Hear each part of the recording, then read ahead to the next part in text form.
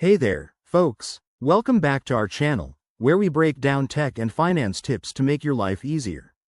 Today, we're tackling a super practical topic: how to transfer money from your PayPal account to your bank account in Qatar for 2025.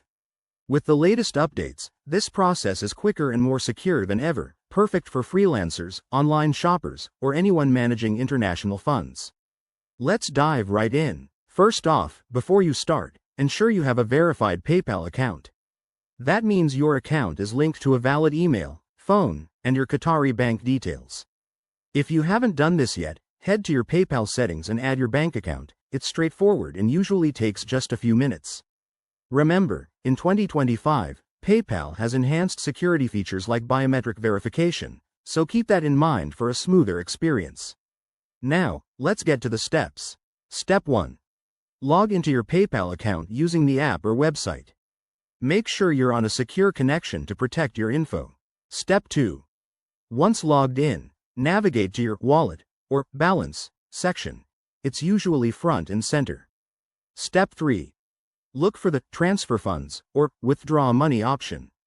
Click on that, and you'll see a prompt to select your bank account. Step 4. Enter the amount you want to transfer.